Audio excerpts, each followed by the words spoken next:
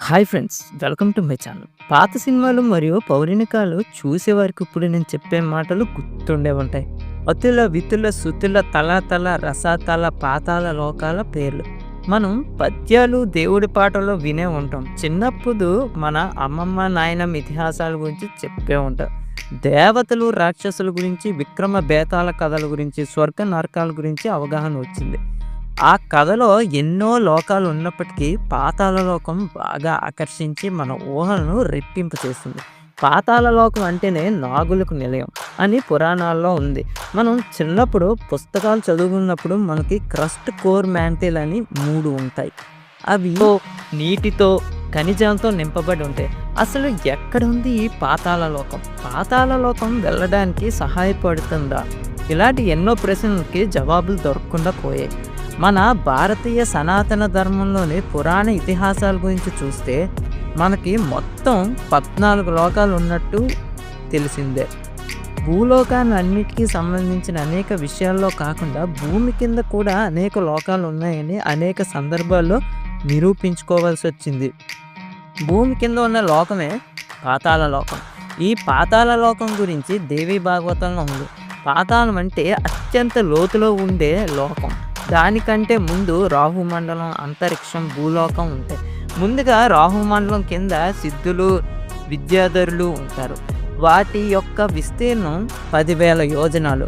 ఈ పుణ్యలోకంలో కింద యక్షులు, రాక్షసులు, భూత పేత పిశాచాలన్నీ విహరిస్తూ ఉంటాయి. విహార ప్రదేశాలు అని కూడా అంటారు. అవి ఎంతో భయంకరంగా బ్రీతి కొలిపే విధంగా ఉంటాయి. వాటికి కింద గాలి, మేఘాలు ఉన్నంత వరకు అంతరిక్షం ఉంటుంది. అంతరిక్షానికి 100 యోజనాల కింద అంటే మేఘాల దగ్గర గరుడు పక్షులు, డేగలు, పక్షులు, గ్రద్దలు చుట్టూ తిరిగే భూమండలం ఉంటుంది. భూమి కింద అతలం, ఆ కింద వితలం, ఆ కింద సుతలం, ఆ కింద తలాతలం ఉంటాయి. ఆ తర్వాత మహాతలం, రాసాతలం. అత్యంత లోతులో ఉండే పాతాళ లోకం చుట్టూ 7 లోకాలు ఉంటాయి. అందులో పాతాళ లోకం ఎంతో అందమైన మరియు ప్రమాదకరమైన లోకం. ఈ లోకాలు ఒకటొకటి 1000 యోజనాలు పరిధిలో ఉంటాయి. ఒక్కొక్క లోకం కింద మధ్య 10 యోజనాల దూరం ఉంటుంది. మొత్తం 128,700 కిలోమీటర్లు ఉంటుంది. పాతాళం కింద 30 యోజనాలు మార్గం ఉంటుంది.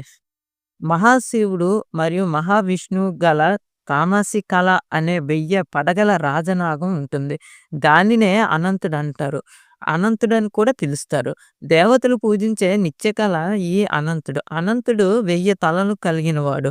ఈయనే ఆదిశేషుడు అని కూడా పిలుస్తారు. ముఖ్యంగా గమనిస్తే ఆదిశేషుడి తల మీద భూగోళం ఉంటుంది.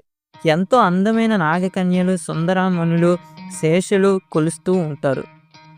శేషుడి మాటలు ఎంతో పొలైట్‌గా, వినసొంపుగా ఉంటాయి. దేవతలు అందరితోని సఖ్యంగా ఉంటాడు. వారికి సహాయపడుతూ కూడా ఉంటాడు. అతని మెడలో వైజయంతిమాల ఎప్పుడూ వాడుకోని తులసిమాల ఉంటుంది. నల్లటి వస్త్రాలతో ఒక చెవికి వేలాడే కుండలాలతో శేషుడు దర్శనమిస్తూ ఉంటాడు. మనం నివసించే భూలోకంలో ఇంకో లోకం ఉందా అనే ఆలోచన కొందరికి సరదాగా అనిపిస్తుంది. అయితే పాతాళం ఉందే అనే భావన బలంగా చేకూరేటట్టు ఉంటుంది. కింగ్ ఆఫ్ పాతాళం. పురాణాల్లో చూసుకుంటే పాతాళానికి రాజు అహిరావణుడు అని అంటారు. అదే ఇస్లాంలో అయితే ఇబ్లీస్ అని అంటారు. అదే క్రైస్తవులైతే లూసిఫర్ అని అంటారు. ఇతడే పాతాళ లోకాలన్నిటికీ రాజు. రామాయణంలో ఇతని ప్రస్తావన ఉంటుంది. హనుమంతుడి చేతిలో ఇతను చంపబడతాడు. రావణాసుడు తన ఖజానా ఉండే వజ్ర వైడూర్య సిరి సంపదల్ని పాతాళంలో దాచిపెట్టి ఆ లోకాలన్నిటికీ తన తమ్ముడైన అహిరావణ్ణి రాజుని చేస్తాడు. పాతాళానికి ద్వారా పాలకుడిగా మకరధ్వజుడు ఉంటాడు. మకరధ్వజుడు అంటే హనుమంతుని కుమారుడు. అక్కడ ఉన్న వాళ్ళంతా చాలా వింతగా ఉంటారు. నాగులు, రాక్షసులు ఉంటారు. ఈ పాతాళంలో ఉండే నాగులు వెలుగులతో చీకటి అంతా మాయమవుతుంది. అక్కడ నాగమణులు ఉంటాయని ప్రజల విశ్వాసం. ఎప్పుడూ క్రోధాగ్నితో జ్వలిస్తూ ఉంటుంది. అక్కడ ఉన్న వాళ్ళకి ఎన్నెన్నో మాయలు తెలిసి ఉంటాయి. వాళ్ళ మాయాజాలంతో మంచి చేస్తారు, చెడు కూడా చేస్తారు.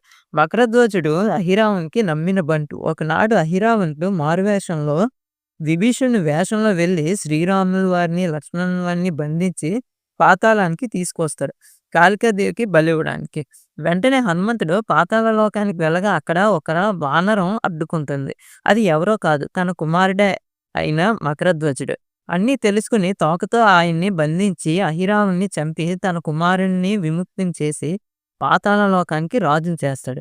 ఇది పాతాళ లోకానికి నిజానికి నాగులు. భూమి లోపల రంధ్రాలు చేసే అన్ని జంతువులు పాతాళానికి చెందినవే. ఈ కథ నచ్చినట్టయితే లైక్ చేయండి, షేర్ చేయండి.